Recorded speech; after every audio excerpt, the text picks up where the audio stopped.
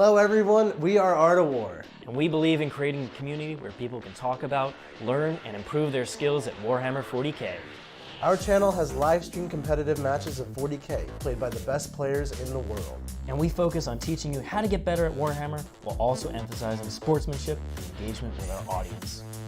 We strive to play every faction in the game to a top level, while also using a variety of lists to show off different playstyles for every faction. We also offer a variety of other videos such as codex reviews, faction rankings, tactics videos. When you join our channel, you become part of our community, where we emphasize learning and positive conversation about competitive 40K. You get early access to our videos, sub badges, emotes, as well as rewatch those hangout and hobby sessions. Joining our community is a great way for you to show your support for us, so we can keep making awesome videos for you and continuously expand the bounds of competitive 40K.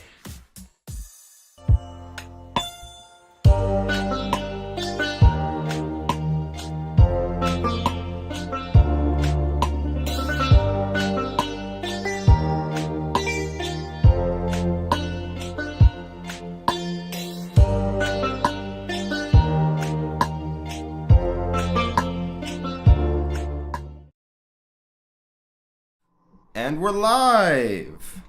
Hello, everyone. Hello, Welcome hello, to 40K Today here on the Art of War on YouTube. I'm Yncarne, this is Jack Harpster, and we're having a blast talking about stuff that has happened this past week. Today in 40K, yeah. That's right. That's right. Today, yesterday, the day before, and if you're in Australia, tomorrow. Interesting. Time does flow weirdly over there. But what an exciting time to be alive. Not only has Custodes and Eldar just destroying everyone, there's been a lot of cool stuff with Custodes and Tau. Right? Yes. There's been a lot of stuff with like some new releases. So we're going to go over the stuff that has happened in the week, which it's like every week, more and more things get released. It is a topical show, so we interact with chat. So hello, chat. Thank you for hanging out with us today. And if you have any questions, comments, make sure you post them in the chat. We'll be reading through them, answering questions, etc., etc., etc. Hello, Notable Matthew. Hello, Slingshot, Eldon, Lucas. Thank you so much for hanging out with us. We really appreciate it. We do, for sure. Yeah, we do this stuff for you. Okay, so to start off, we have a couple of things. Now, first and foremost, let's talk a little bit about Warhammer Plus. I know it's not like something that a lot of people do, but do you watch any of the Warhammer Plus stuff? I don't myself, although I believe John does. Mm-hmm. I know Brad does as well. I have been enjoying Warhammer Plus. The whole Blood Angel series is on there now. They just started this week. The Exodite, which features Tau basically fighting on a world, and there's like an Eldar Exodite or whatever that's like messing things up for everybody.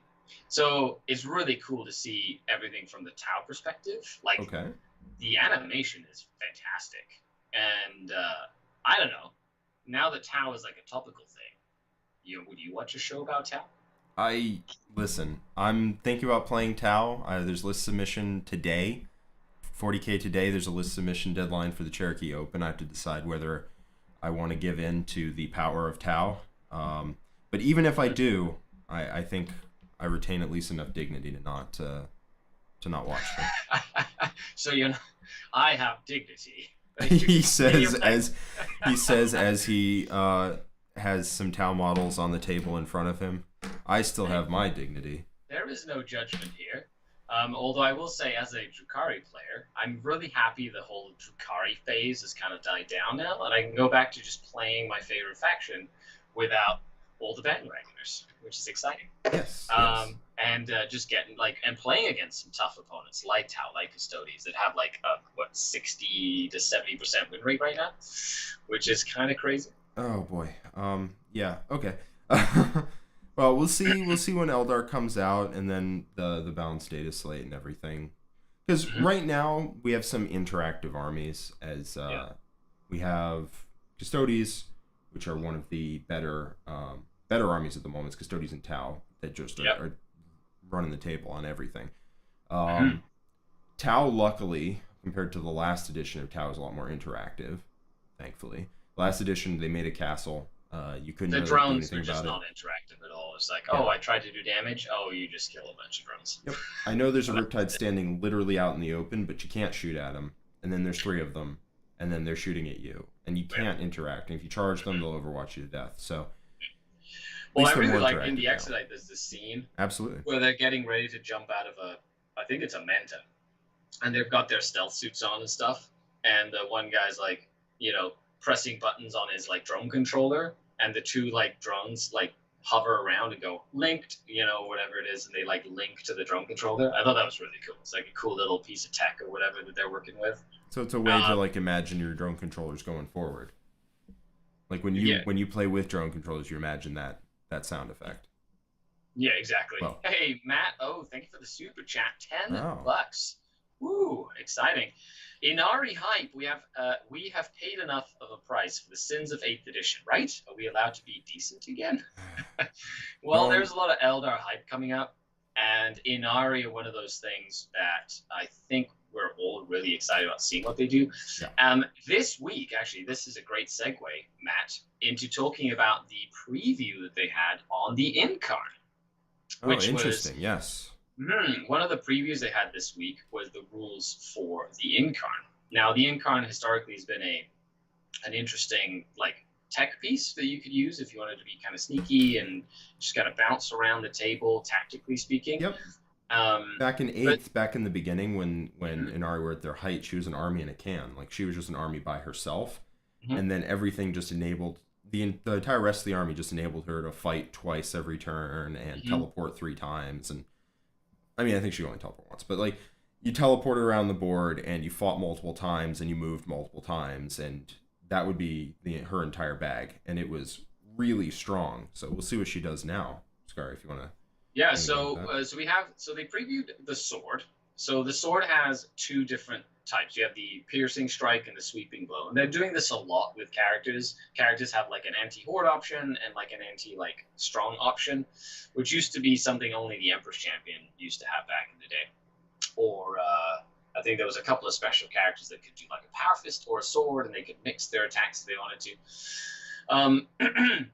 But the piercing strike is +4 strength, -4, D3+3 damage. Essentially a Dark Lance in close combat. Pretty strong. She'll rip tanks apart for sure. And you cannot take invulnerable saving throws against the attack. Okay, yeah. She definitely will hit very, very hard. Yeah. No stopping that. And then the sweeping blow is strength user -4, damage 1, but it does 2 attack hit rolls instead of 1 for each attack. So I'm assuming it'll be anywhere between 10 or 12 attacks, depending on how many attacks the Yncarne has, which is pretty cool. Just gives it an option. And the AP4, you'd be surprised, is really handy into a lot of matchups right now. Her sweep profile is the same as Helbrecht's sweep profile, which is 2 attacks per. He has like 7 base, potentially 8.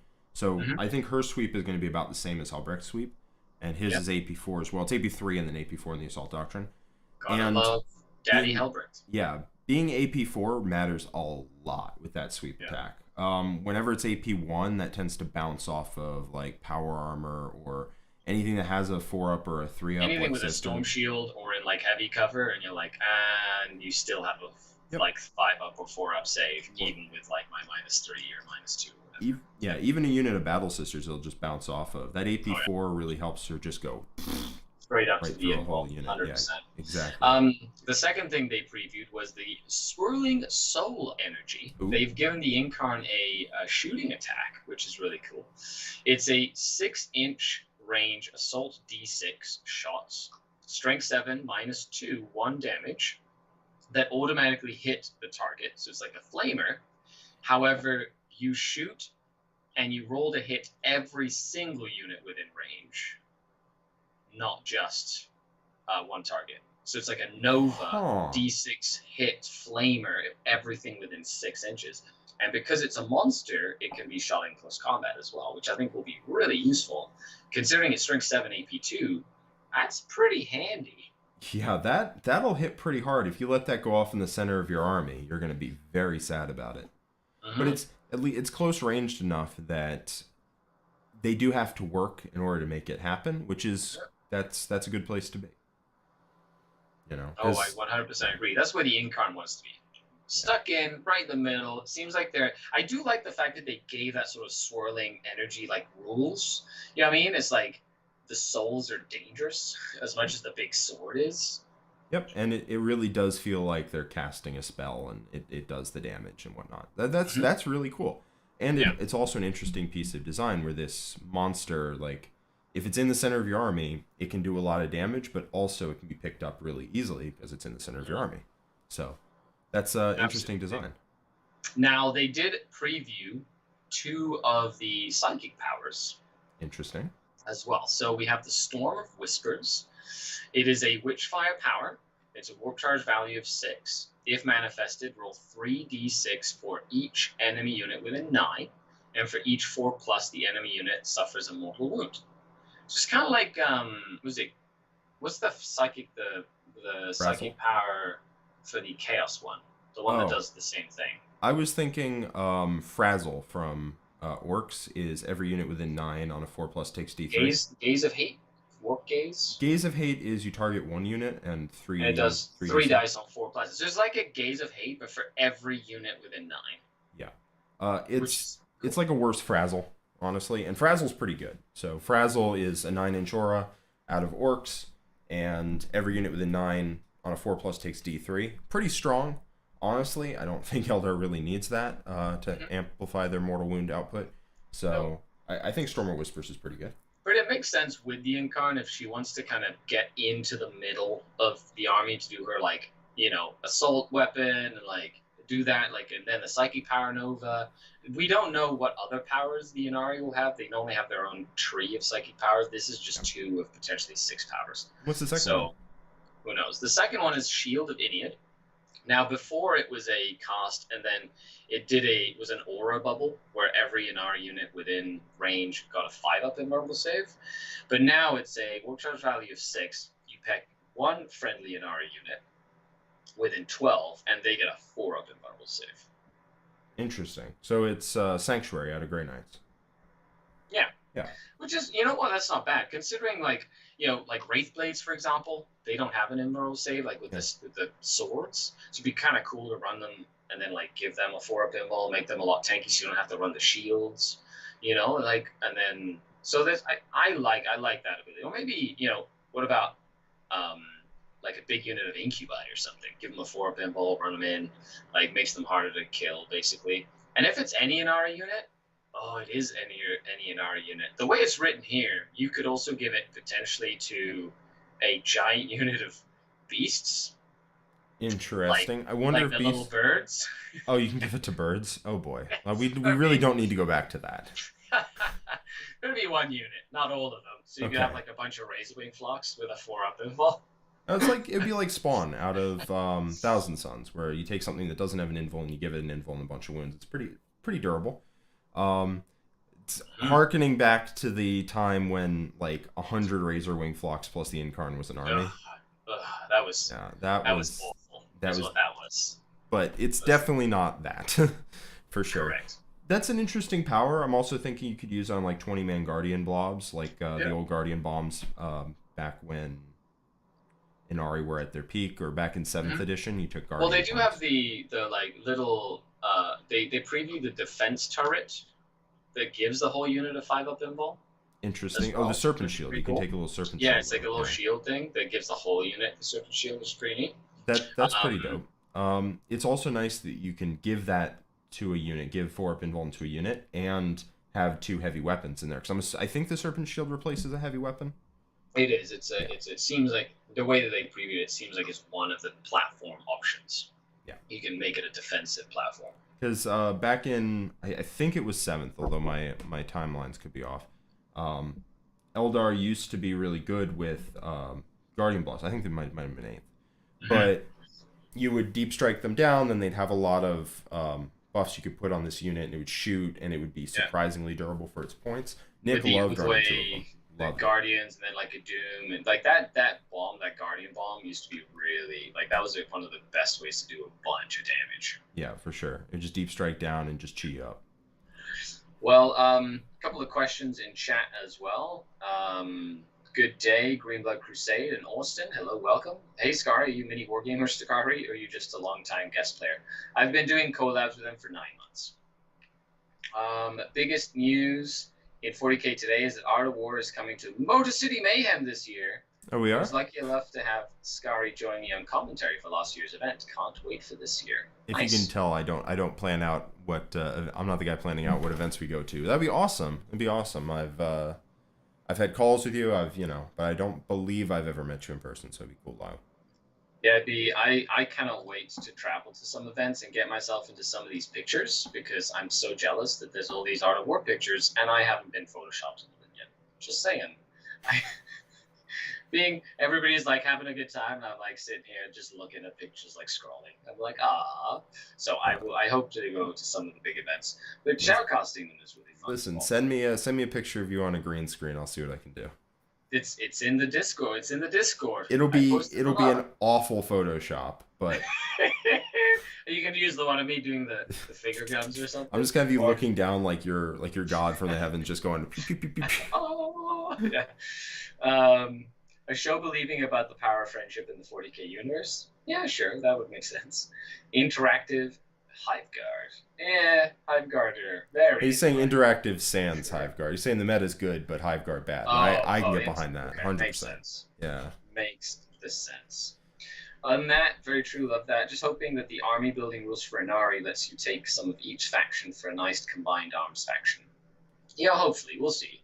Like, they did preview that this Saturday is the pre-ordering day for the new Ynari Codex.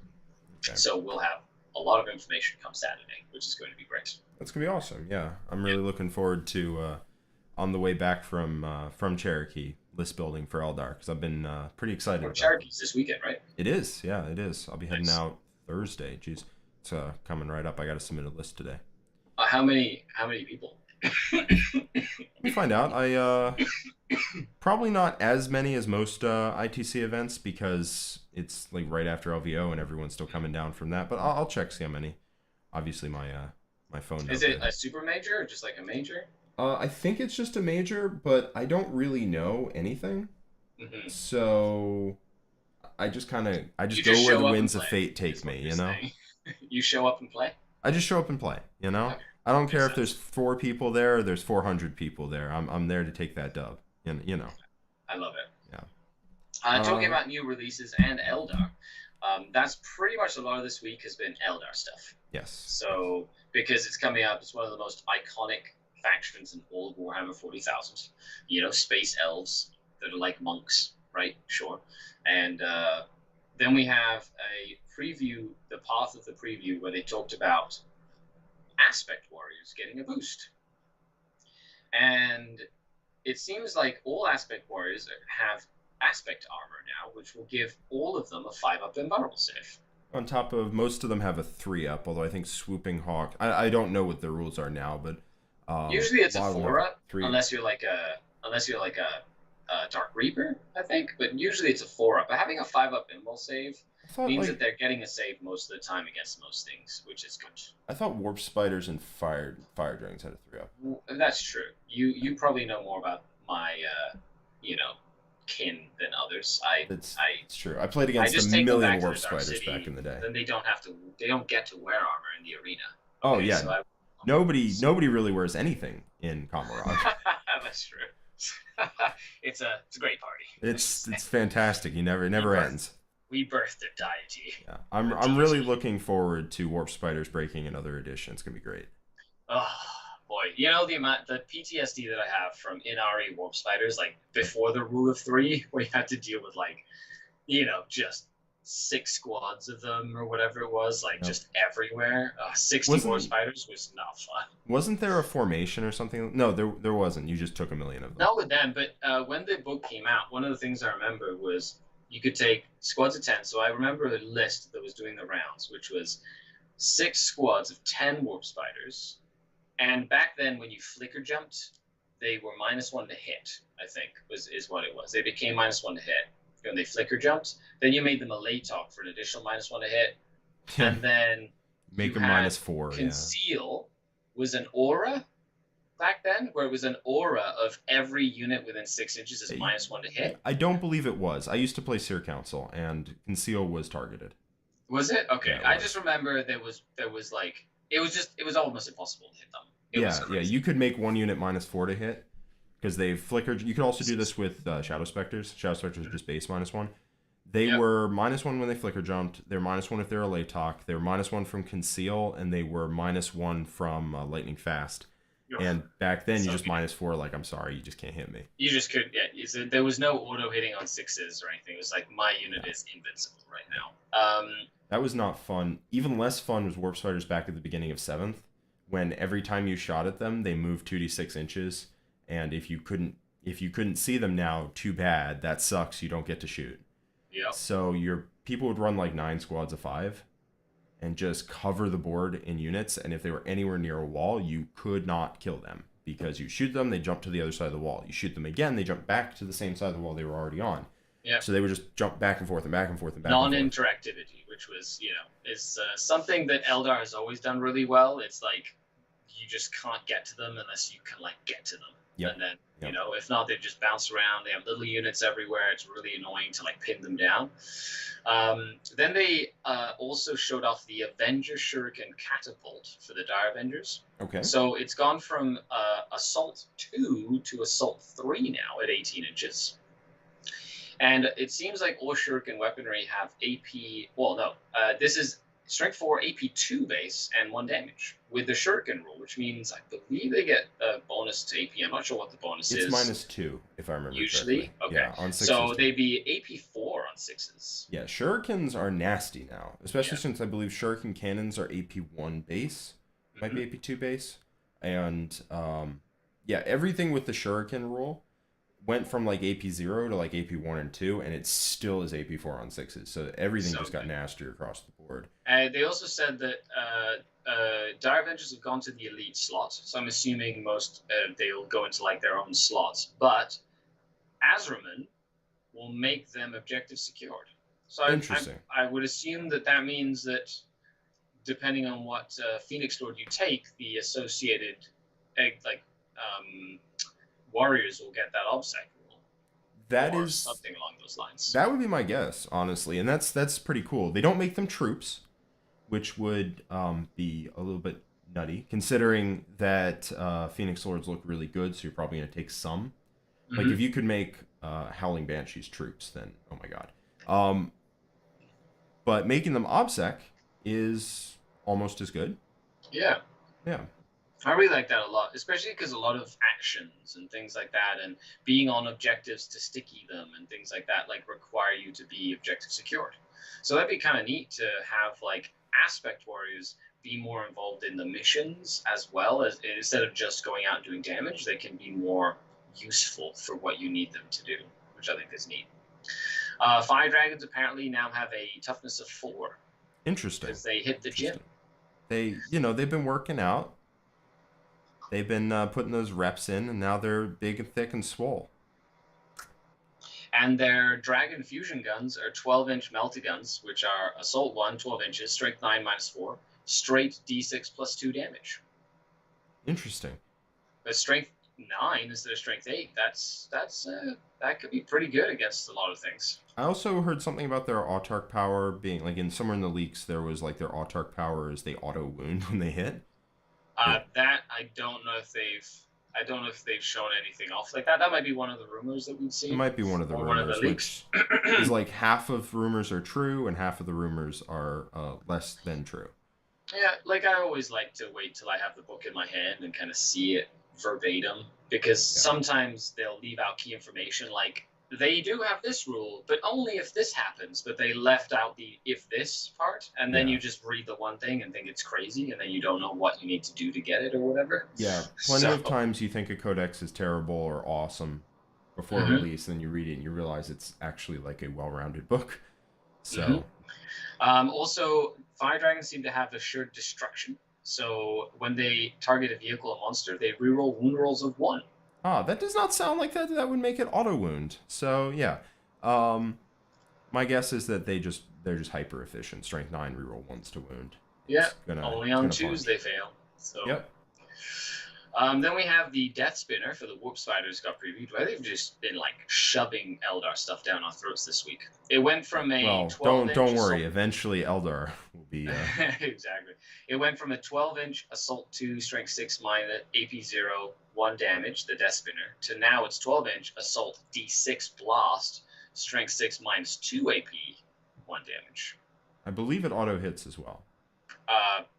That ability is not in here. Not in there. Interesting. No, I do know they showed off that the Autarch is equipped with auto hits, but they might be two different weapons. They might be two different weapons. They're both called Death Spinners, but I wouldn't put it past GW to make them two separate weapons. One might be Autarch Death Spinner, right? Interesting. They get that fancy weapon. Yeah.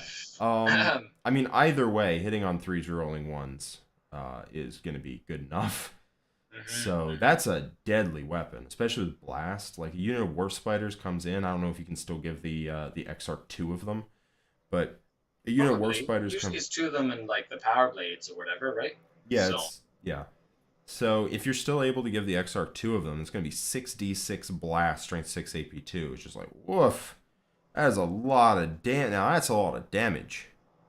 So that is, especially the extra AP. Like, going from AP 0 with like 6s doing AP to just standard AP 2, like, the damage output really increases. And then being Blast but D6 shots means, I guess, like, you know, a lot of people are running 6 strong units now because of the fact that you need them for retrieve Macman data and you know, things like that, to have like bigger units to do actions with. You know, the efficiency goes to a minimum 3 shots each against that style of unit, which is already much better than just the 2 shots they got before. So on average, they're going to be doing a lot more damage, which is really neat. And then if they continue to have some of the crazy movement shenanigans that they had in the previous codex, who knows? That'd be really neat. Yeah, Warp Spiders are super cool. So they sound like they're going to... Because 2 shots was not really enough before. No. So having